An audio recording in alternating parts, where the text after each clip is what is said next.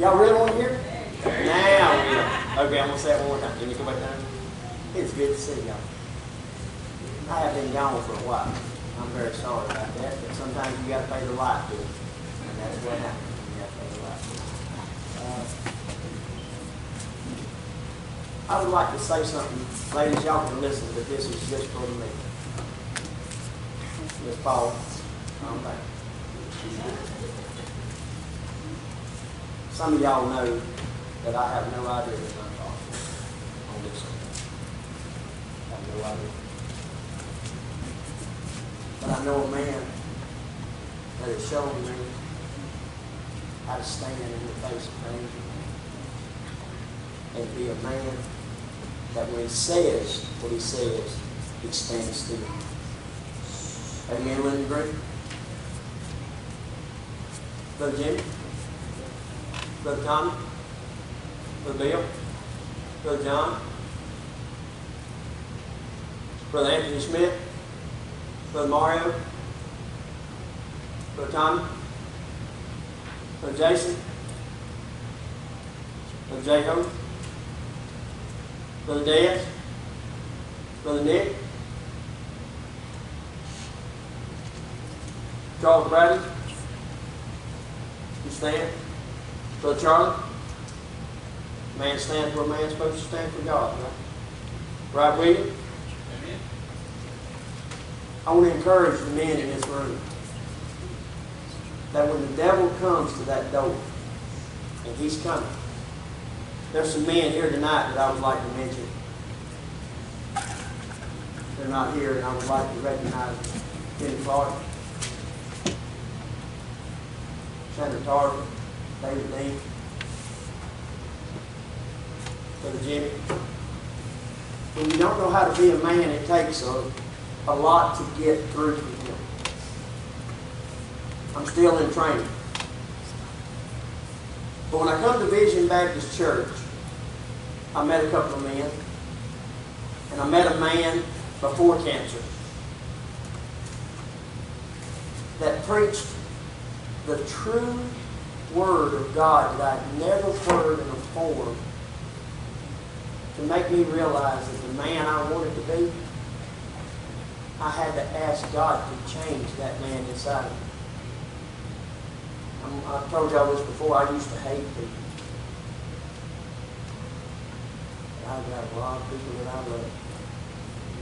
And outside that door, I love a lot more that's in this room. When a man is in the world, he has no idea what he's missing. God's got what he wants for him over here. But you can't get there by no road that you can get on except for one. That's when you bump into somebody at the car lot or somebody at the pumping station, and they're kind of different than the way you look at the world. And you kind of hear them. And no matter what the problem is, they're still got a little smile. They're still trying to put the hose on the pipe. They don't panic. And that man looks at you and says, what is different about you compared to me? Oh, I know Jesus. Just as simple. Did you hear that? That's simple. Men, we got to quit making things hard for ourselves. We're our own worst enemies. We cower down. I'm being honest. Because we don't want to hurt nobody's feelings. We don't want to disrespect no one. Well, I'm going to tell you something. There's someone that's disrespecting everybody right now, and his name is the devil. Some of us has done been in an accident, the devil trying to take them out. Some of us have problems and situations that we just can't quite understand what it is. If you're lost, we know what it is. If you're saved, the devil's trying to attack you, get you to shut up and step back to get off of that line at where you're at, to where you're making that stand. I'm going to preach out of Luke in just a minute. I ain't going to read the two scriptures. I'm not going to read the whole story. You can read it. You've heard it before. But I just want to say this to you. Men have a great responsibility because he has a wife, children standing behind him. We've all seen men fail. How many times have you walked over and offered to pick that brother up? I said, I don't know who my dad is, but I bet you if I fail, one of these men would come pick me up. And the women. I'm going to say that too, but we got some powerful women in this. We got some women that stand by their husbands through thick and thin, cancer, all kind of problems. And when you see them come in that door, the devil hates it. I'm going to let y'all know. They still smiling about Jesus. So, y'all be much in prayer for the Bond family. We don't know about Miss Kylie yet. Miss Tina's having a kind of rough day. This is her first year without her dad. And I'm going to give you a little bit more of me as the message goes on, but I just want you to know that if you know your dad today, and you haven't talked to him, if you can, you need to pick up the phone and call him. Mamas are very important. But dads help you become the man that you're supposed to. Because mama can't put all of that man stuff in you. It's there. It just needs another man to put it. Why is it when you go out to play baseball or go do stuff that there are men there trying to help the little people to do that? Young ladies, there are women there trying to help y'all. I'm not taking nothing away from y'all. I'm just saying that men have went so far into the shadows that they don't know who they are. And if Christian men don't tell them and bring a light into their life, they're going to stay in the darkness until when? Somebody tell me. When they hear this statement. I know there have been some things in people's lives, and I've heard some horrible things about me and to me, but this is the most horrible thing a person could ever do. Depart from me, you sons of iniquity, for I never knew you. You can't cap that. You can't get no worse than that. I, Donnie Ray Bond, am not going to hear them words. Can you say that tonight? If you're here tonight and you heard their voices right there, you need to understand there's something different from this life to that one outside the door. So let's have a word of prayer and we'll get started. Lord, thank you so much for this opportunity to come to your house. Lord, I ask that you recognize every home here, Lord, the problems and the situations. Please do. Lord, that's not a beg, but that's just knowing that you can and you will. Lord, and if we are far off, let us come closer. Lord, let our walk with you be clear and be strengthened. Lord, for every person that hears this outside these churches, from the members here, Lord, let them be encouraged to know that they are a risen Savior, and they're a King, and they're a Lord that can cover all sin. Lord, don't let them stay in the darkness, Lord. Lord, time's too short. Time's too short. Lord, and once more, thank you for our shepherd. Lord, thank you for his wife. Thank you for the messages that he brings, that he's not afraid. Nothing backs him up. His boldness is, I want to be like that, because he's like Jesus, and that's what we're supposed to strive to be like Jesus. Lord, watch over us, guide us as we go out of this place, and forgive us of our sin. In your Son's name we pray. Amen. Y'all know what? These things can cause you some problems right there. Sound like I'm echoing in my head now. Like Mr. Reese said sometimes about crying. Can't talk now, can't sing. I'm glad y'all are family.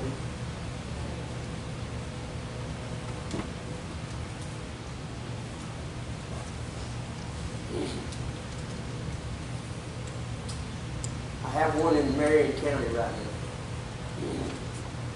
He's 34 years old. 9 days ago, he put a gun right there and the bullet came out of the top of his head and he's still alive. He come home. He's been rolled his truck 3 times. He asked his own sister to kill him. He took a bottle of pills. I went and visited him yesterday. I can't get close to him. When I come in the room, he left. And he took his brother with him. His name is John Bates. When you think of him, say a prayer for him. Because that darkness that he's in, it's very dark. And I'm sure there are people who've been in this room, that's in this room, that's been there before. You don't have to stay there. And phones, I know there's 14 of them in this room, and you can call somebody 24 hours a day. You can call that sister. You can call that brother. Oh, well, I don't want to bother with my problems. If you don't, how are you going to fight?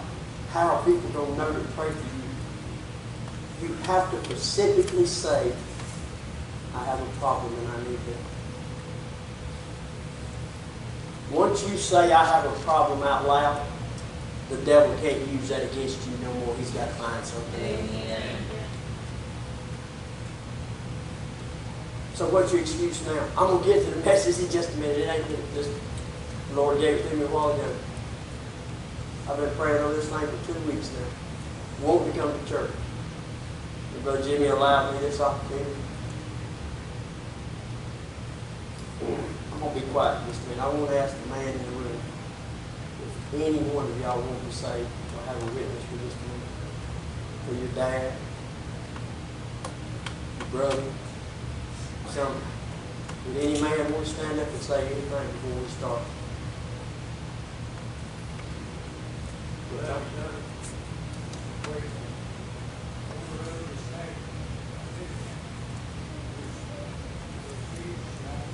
Amen. Amen. Thank you. Thank you. Y'all are some awesome people. Every one of you. Now, let me put my ball back on where I sit. This is the story of the prodigal son. But I'm only going to read. It's in Luke 15. I'm going to read 18 and 19.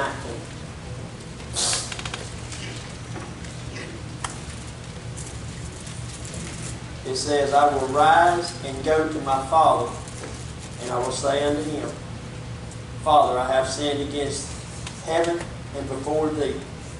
24. For this my son was dead, and now is alive. Again, he was lost and is found, and began to be married. Let me see. Are you married right now? Why are you married? Amen. Did you hear that? I might get him to speak. I might give him a loudspeaker or something over there. Sometimes it ain't loud enough for him, I believe. Thank you, brother.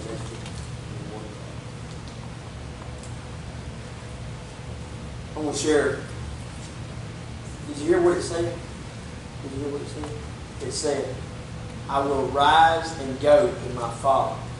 This morning, Jimmy Clark preached a message that there was people needed to rise and come here to his father. Not to Jimmy Clark, to him. Why? I don't have a father. I don't know how to go to the Lord. You can tell someone how to become saved. But until they decide in their mind, I need to go to the Father, they're going to sit right there in that pew. The old preachers used to talk about this, that white number, they squeeze that pew and think they're going to break it into pieces before they walk out that door. And when they walk out that door, you can see them go, scared to death. And I'm going to say this. I don't know if the women are as bad about that as men are, but men are scared to death to get up and walk out. I'm going to share something with y'all. There was a young man sat on that back road, or they got picking on him, but he sort of sat back there. One morning he made a step about right there. There was another man that told him this.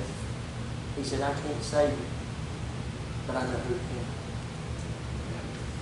He's encouraged me about every day. About every day.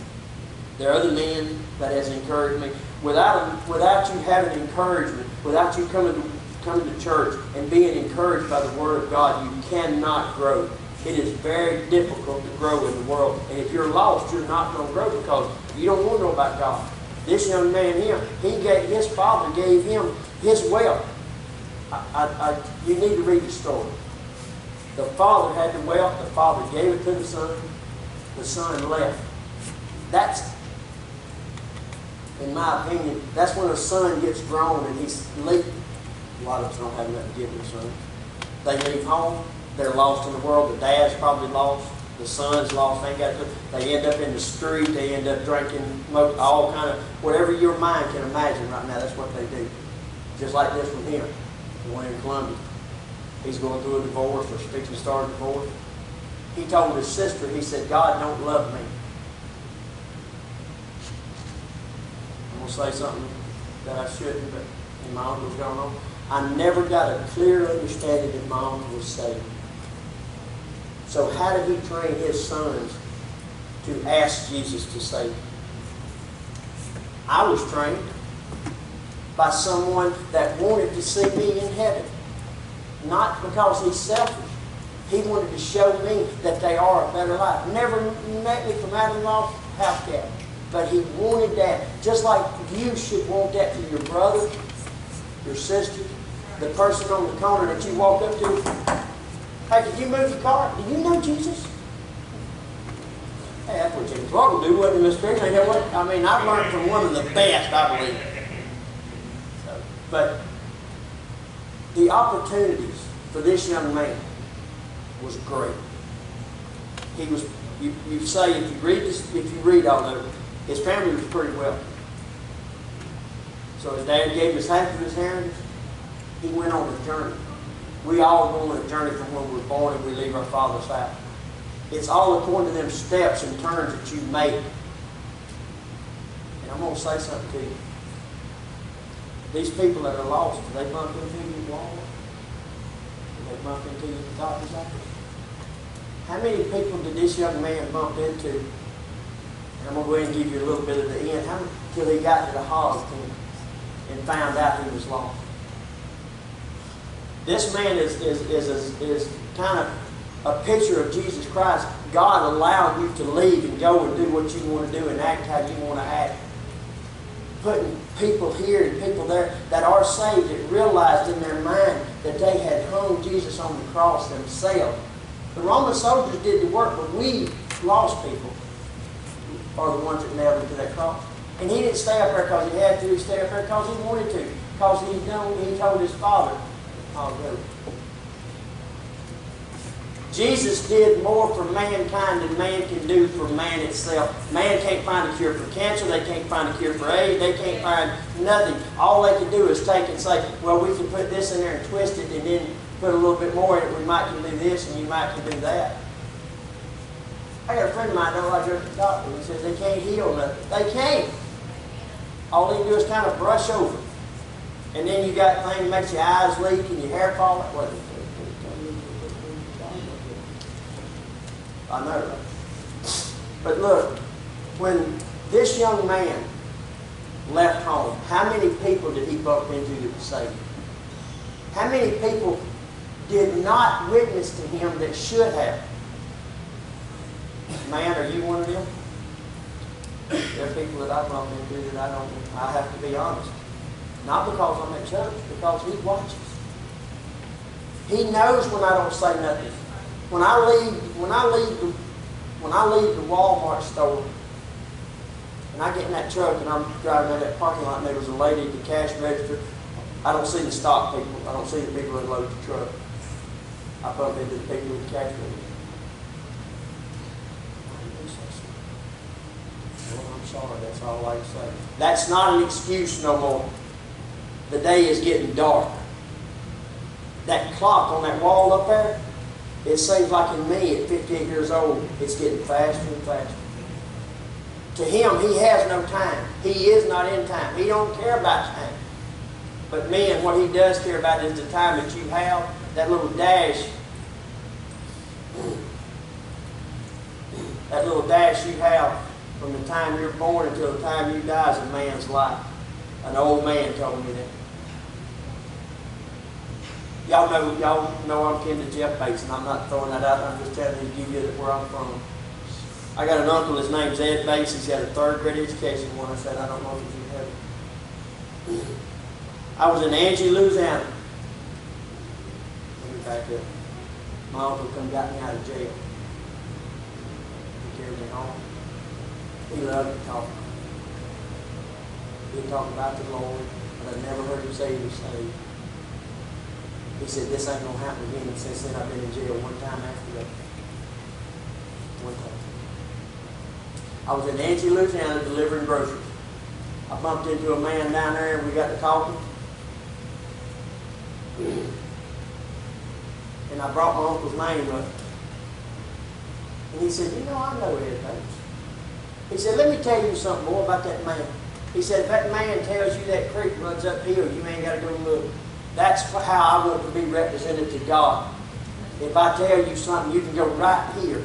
Not here in my head, but right there to find it. That was from a worldly perspective of a man. I want to be that man. I want to tell, if I tell Brother Bill the sky's falling out there, he ain't got to go look. That's what I want. That's what men need. There are a lot of y'all that have little people. I got that one at the house. They need what you have. The strength, the courage, the boldness to tell people about Jesus Christ. Because their world is fixing to get a whole lot worse. I heard the other day, the Pope said you don't have to know God to go to heaven. Did y'all hear that? Have y'all heard that? It's on Facebook, of course, but I heard him in a name, and that's what he said, and I'm like, okay, aren't you supposed to be Jesus on earth? Ain't that what he claims to be? Ain't that what he believes? And he's saying that. But when you find that old dollar drunk down there on the corner, Judgment Day, and he's standing there beside the Pope, I'm going to step back. I'm going to step back. But there are men in this church that I believe have the boldness and the courage that wherever they're at, whatever they're doing, they tell people about Jesus Christ. Look, they're nothing else. I ain't got no money. I ain't got no good looks. I ain't got nothing. All I have is one thing. Oh, wait, there's something else. An empty tomb. Right? Right. Right. That there is the icing on the cake for Donnie Bond. Men need to be bold. We need to be strong. When we tell our wives, we're going to go do this, you need to go and do it. When you hear them haul around, it makes her unsure. It don't give her confidence. When you're searching for that husband, you can't go to Ropers and find him. You can't go to Camper Park and find him. You may get the wrong monkey out of the cage.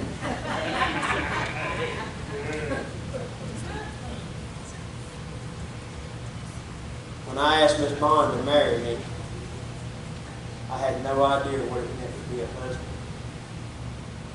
or a father. I'd seen my uncle a little bit. Do you know I believe that a Christian man looks at the world a whole different way when he asks his wife to marry him? His mind is different. In the Old Testament, the son would leave. I'll get back to him in just a minute. The son would leave and go get his wife and take her to their house. Now they come get you and take you to mama's house. At 37, 42 years old. Jesus don't want that. God didn't set you up for that. Okay, it's a little struggle to pay the light bill every once in a while. But it makes you stronger to become one. Because two cords are not that strong. Them big old ships that they tie up down there on the coast, down there at the piers and all, they don't use one little twin or two. They use three. And they wrap it. That dude pulls in and it stays and they get dry and they stay there. It don't move, it floats, but it don't. That's what a husband and wife is supposed to do with an empty tomb is what he did on that cross. That draws you in. That draws you when you're out at the restaurant eating or McDonald's at the drive-thru and somebody bumps your car and you don't get out stomping and cussing and bragging and pulling the gun. You say, "You have insurance?" You say, "Nobody is hurt. The car can be replaced. That can be fixed. Here, I'm going to invite you to come to Vision Baptist Church." Wait a minute, I just hit you and you're inviting me to church? That's what Christians are supposed to do. Brother Linus went around that crane and not packed the building. Now he might have a little trouble talking about going to church, but he probably did. Knowing him, he got that gift of gab. But once again, I want you to hear what I said a while ago. For someone that don't have a father on this earth, don't have an uncle no more, it's very hard for that chemical makeup in your mind to figure out how to be a husband. I've never been the greatest husband in town. Here it is. I want to be one of the best men God can use. That will make me a better husband. That will make this tongue bite down. That attitude quit flaring up. Why? Because God lives in him. The longest trip in a person's life is 18 inches, just from here to here. You can have more roadblocks than this. You can any truck, any road you can be on. Right, Brother Anthony? Right, any. Right, Brother Tom? Any road you can be on. You can get around him. You can't get around that one. It says, "I will say unto him, Father, I have sinned against heaven and before thee." So the son knows that he's done something wrong. He's failed his Father in heaven. Have we failed our Father? We got to quit failing. We got to quit being afraid to say something. I've heard Brother Jimmy and other men talk about politically correct. Politically correct is gum on your shoe, I think, when you're trying to get it up. It don't wash no more. It don't make things better. Why? Them people that you're talking to is dying and going to hell because you won't say nothing to them. This young man here needed somebody on the way to the pig pen to say something to him. How many pig pens you been to? I've been to quite a few. I'm being honest here. Quite a few. I like bacon, but I'm tired of smelling that hog's tail end down there. When I come through the doors at Vision Baptist Church, there was something different here. The atmosphere, that loving word that we use, just don't throw it around. "Oh, I love you." Oh no, when you hear somebody, I can't talk about other churches, I can just talk about Vision. "I love you and I'll see you and I'm praying for you." That's the last thing they say. "Oh, I'd like to get you out of your parking lot." Oh no, Wednesday night when you come in and you give a testimony that the week had been better, that's what happens soon. That's God being, that's the authority of God being shown that them days it was going to be worse, you thought got better. And then from Wednesday night on, it may get a little rough because that Friday night beer drinking, all that, whoever's thinking about doing it out in the street and all that, gets a little thicker in there. And you looking forward to Sunday morning. One of us has been looking forward to Sunday morning for 4 months. I almost counted days, don't say nothing, y'all don't laugh. There's something about coming to church that strengthens people. When you walk in this church door, you know that you're loved in here. You don't know that you're loved out there. The only thing you know out there is they want your money for your light bill, they want your money for your gas. This young man here, you ready? He gave all his away. Have you gave all yours away yet? If you ain't careful and you're lost, you're going to give it all away. That's what happens to lost people. They think that money and that Friday night beer and that Monday morning and all that, they just keep giving it away. That people's going to love them, going to appreciate them, going to think about them when they're sick, going to do whatever. Oh no, that ain't the way the world goes. Oh, well, there's still good people in the world. Well, yeah, there's still good people in the world. Good people, not saved people. Good people is not going to heaven, y'all. No matter how good you are to Brother Dez, if you're not saved and not worshiping the same God he is, you're not going to be to heaven when he gets there. My point is about this young man is on his way to the hog pen. No one touched his spirit. He's not like me. Uh-oh. Last time I was up here and done that, the lights went out. Lord may be trying to tell me something. But I want to read just a little bit more. And then down in verse 24 it says, "For this my son was dead." When you're lost, you're dead. Oh, you got a heartbeat, you got blood pressure, you go to the doctor and they gave you a life and all that. When you're lost in the world, you're blind to every good thing that God has to offer to you. It's there, you just can't see it because you're dead. When God allows Miss Teresa and Brother Jimmy being at the hospital, and no matter how bad the doctors are telling them, or no matter what they're doing, and they still see that smile, or they still hear that word of conviction in their heart that God has got this, I don't care what you're doing sitting over here where we are, that you're going to hear that and you're going to feel something move in your spirit. Because in Genesis 2:7 it says that God formed man of the dust of the earth and breathed the breath of life into it. That life is going to live eternity somewhere.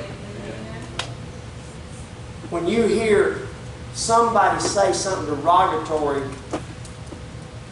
Christians have to turn around and walk away, right? Ain't that what we're supposed to do? Ain't that what we're supposed to do? That's a question for you there. What are you going to do? What are you going to do when the doctor comes in and tells you got 3 days left? What are you going to do when your wife, when you come home and throw your lunchbox on the table and wife says, "I want you to divorce"? What are you going to do? Men have lost so much authority that God gave them that the women are picking up the authority and carrying it through. They've already taken care of the children, taking care of the family, working a job. Man, they need you to quit stepping back and stand up. I had a man in Albany, Georgia. He played football for a coach that was just meaner than a mad dog. His dad wasn't good to him, but he said, "Son, you're going to play football." So he went out to football. His dad told him every morning when he got out of bed, he said, "You got to grab the word and make it do what you want it to do." Does that work? I ain't been able to do that. Have you, Brother Andrew? It didn't work for me. I'd like to try it one time, but I don't think it's going to work for me. God don't work that way. And that's what lost men do. They try to get a hold of the world and control it and do with what they want to do. And when the moment comes, God calls them out of this world, they're going to spend eternity in hell. And they had people walking right by me to tell them about Jesus Christ. This young man grabbed the world with his money and tried to do what he wanted to do. Did it take? Where did it take him? It took him to the hog pen. If you know someone that's lost tonight, go by the Walmart or Dollar General and get you some those air fresheners and carry it to them and say, "I want to take you away from the hog pen and give it a try." Share with them that the smell on God's side is a whole lot better than the hog pen where you're living. Because I'm going to say this and then I'm going to be done. Hell is very hot and it is eternal. It don't never go out. It don't never stop burning. And what I said a few moments ago, the worst thing a person can ever hear is, "Depart from me, you sons of iniquity, for I never knew you." And I'm going to ask you this. Will you have that conviction when you walk out that second set of doors tonight? Someone needed to tell this young man to where he would have the conviction. And what happened? When he got to the hog pen, what did it say? He came to himself. That's that moment that something happened. God allowed that light to come on and where that fresh air could blow in there and God could say, "You can have a better life." If you're here tonight lost, you can have a better life. tell him, come away from Hollywood. God does not want you, He didn't force you to go there. He don't want you to stay down there. I promise you this. I can show you how to get there. I can tell you what I did to get there. A little spot right over there that I can remember. I'll never forget it. Do you remember yours? Men? Ladies? That is our weapon against the devil. He can take your money. He can cause cancer. He can cause all kind of problems. But there's one thing he can't take from a Christian. And I said I'm going to tell you, this is what he just said. Man told me the other day, this just been the other day now. He said, oh, you can lose your salvation. I choked up a little bit. I'm like, how can you lose your salvation? Ain't no way you can't lose your salvation. Because if you could lose that, oh, I want to use the Bible. Why are we here then? Why are we here if we can lose that? We could be at the house sitting down eating watermelon. Playing with grandbabies. Napping. They have got it wrong out there, and they're confusing it more and more and more and trying to water it down to where it fits how they want it to fit them. I have news for you. It didn't fit when he come out of the tomb, and it's not going to fit when he comes back. But, Charlie, I wanted to say thank y'all for coming. I pray y'all have a great week. I don't want you to feel bad for me that I don't know who my father is, because I have a father right now that takes care of me every step I take. But if you see someone lost here, you've got to share what you have. Because if you keep it to yourself, the rewards and the blessings that God will pour out on you. The Bible said that He would open the windows of heaven. Let's quit keeping it to ourselves. Let's quit keeping it to ourselves. Let's stand.